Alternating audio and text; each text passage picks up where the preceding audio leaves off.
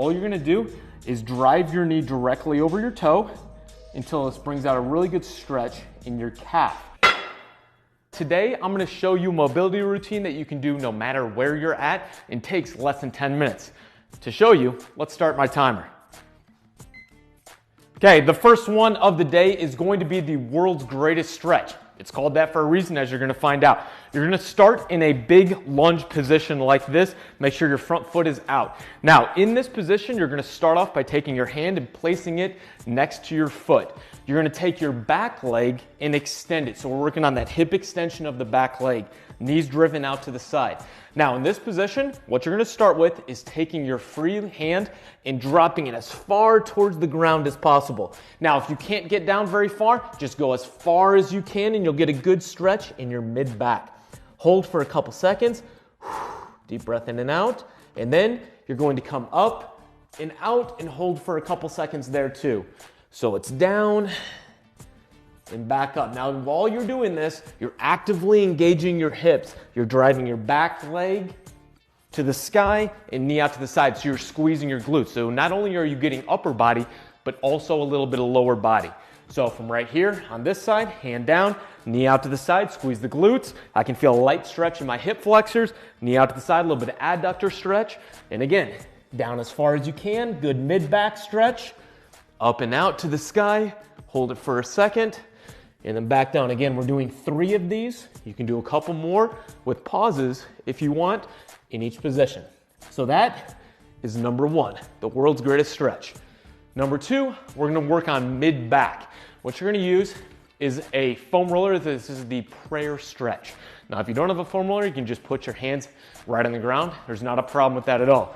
You're gonna start in a kneeling position, place the foam roller in front of you, hands on top of each other, and you're going to drop your chest towards the ground. So right here, drop your chest, take a couple deep breaths in and out.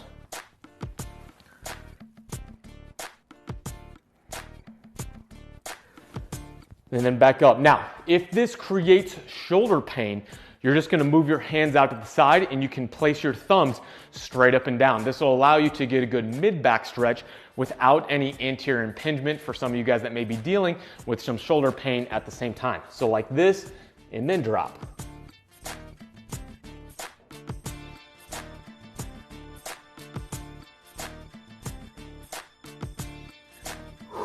And one more.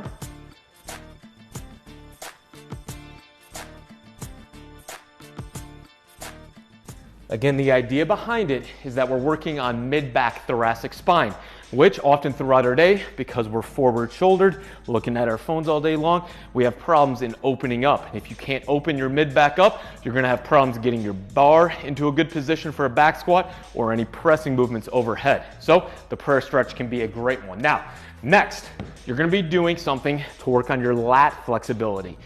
This is an area that often we develop stiffness because we're doing so much pulling, especially all my strength athletes, and not enough pressing overhead to balance that flexibility. So what are we gonna use? A bar in the rack. If you're at home and you don't have a bar, just grab a banister from your staircase or anything that you can get your arms into and pull back on.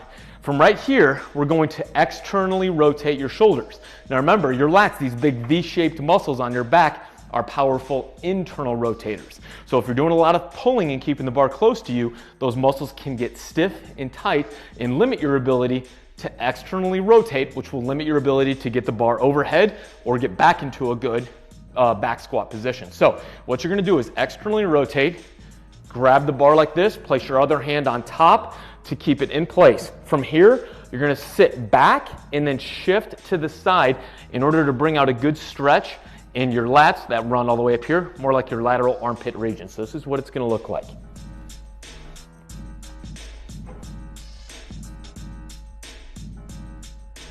Back up. About a 5 to 10 second stretch.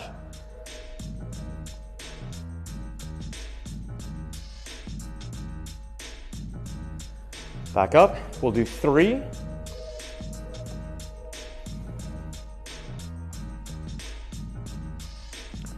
And then you're gonna do the same thing on your other side. So palm up, hand on top, sitting back, and then shifting side to side until you bring out a good stretch in your lateral armpit.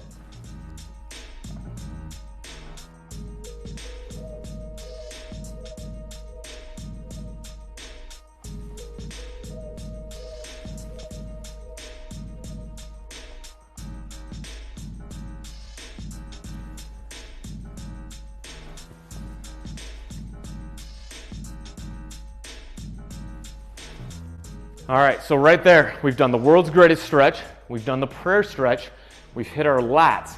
Now what we're gonna do is a deep goblet squat stretch.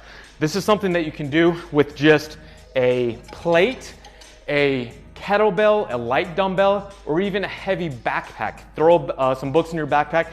What you're gonna do is find a weight that can offset your body weight and allow you to sink into an even deeper squat than you may be capable of without that weight. So from right here, what you're gonna do, sit up in the ideal squat stance that you want to use whenever you're lifting, hold the weight away from you, and then you're just going to sit down as deep as you can. Don't let your elbows touch your knees, and you're gonna sit down as deep as you can, and then elbows can go on the knees, and from right here, you're just gonna almost freestyle, side to side, and feel for where you may have some stiffness within your hips or your ankles.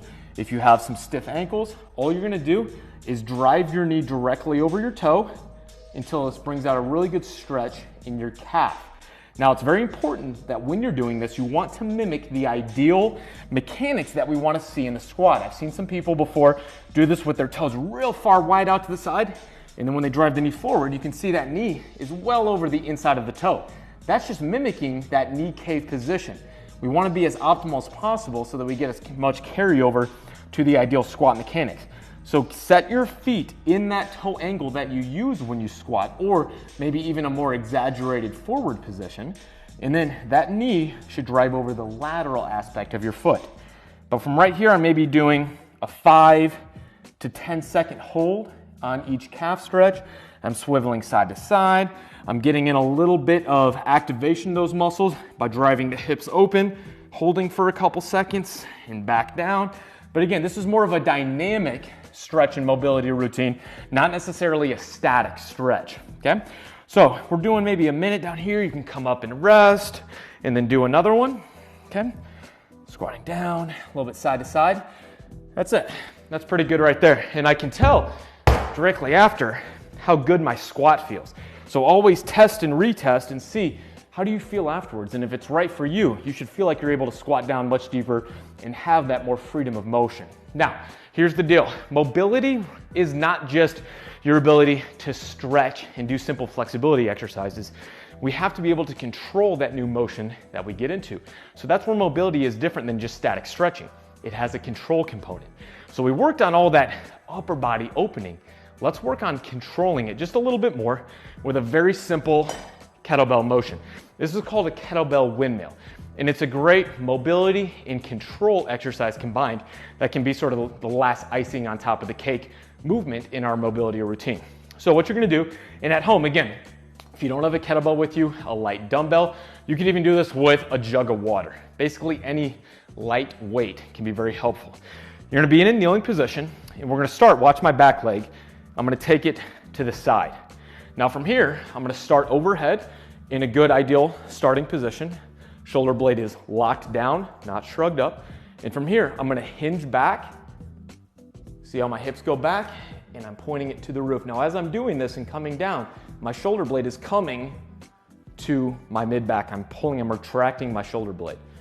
So I'm coming down, hinging my hips back, and I can feel all those muscles on the back side of the shoulder working as I'm now working that shoulder and the mobility and the control within a full range of motion. Now I'm in a pure abducted motion, out to the side, all the way up into flexion. So I'm teaching my body how to use that new extended range of motion that I was just trying to get with all the prior mobility routine.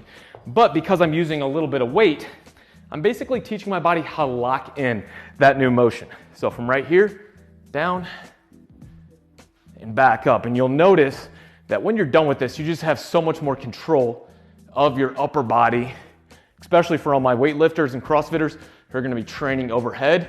This is gonna be great for you. So maybe just 3 to 5 on each side. There you go. So let's look at our clock. Where are we at? 9 minutes and 40 seconds. And that's with a little bit of talking and explanation. So right there, that shows us that this can be a very simple mobility routine that you can do at home to hit all parts of your body and have you feeling like you're moving better after. You can use this as a warm-up You could also use this as an active recovery day. Again, we're not stressing the body a lot, so it allows you to regain your movement, your freedom of control, things that your body should be doing, and you're going to notice if you use this as an active recovery day, you're gonna feel that much better the next day.